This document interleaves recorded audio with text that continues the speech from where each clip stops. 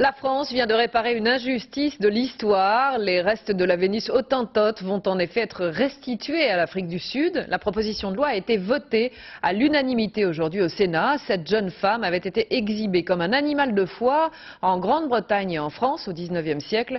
Sa dépouille mortelle était conservée jusqu'alors au Musée de l'Homme comme un objet de science. Patrick Esther, Éric Janet.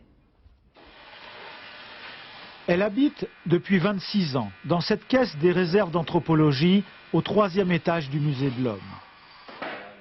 Saartjie Baartman, ou plutôt un moulage en plâtre de son corps, réalisé en 1816 par Georges Cuvier. Cette jeune femme était surnommée la Vénus hottentote, du nom de la tribu d'Afrique du Sud où elle était née en 1789. Sa courte vie n'a été qu'une succession d'histoires tragiques, conjuguant esclavage, racisme et colonialisme. Elle faisait partie d'un groupe de chasseurs-cueilleurs. Sa famille a été massacrée. Elle a été raptée par des Sud-Africains et ensuite elle a été acquise par un marin anglais qui l'a emmenée en Angleterre pour l'exhiber pendant un certain temps avant qu'elle soit emmenée en France où à nouveau elle a été exhibée, pas très bien traitée, avant d'y mourir et d'être autopsiée d'une manière extrêmement discutable par le célèbre baron Cuvier.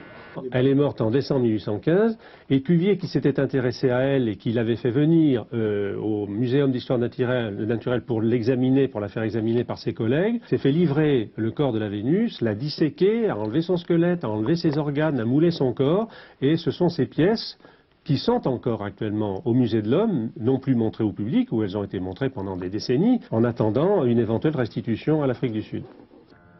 La vie de Saartjie Baartman a été gâchée par une particularité physique. Elle stockait sur les fesses une grande quantité de graisse, ce qui fascinait les spectateurs. Exhibée comme un animal de cirque, le public s'acharnait sur elle à coups de parapluie. Cet après-midi, le Sénat a voté à l'unanimité le retour de sa dépouille sur sa terre natale. Le moulage, considéré comme une pièce de musée, devrait rester en France.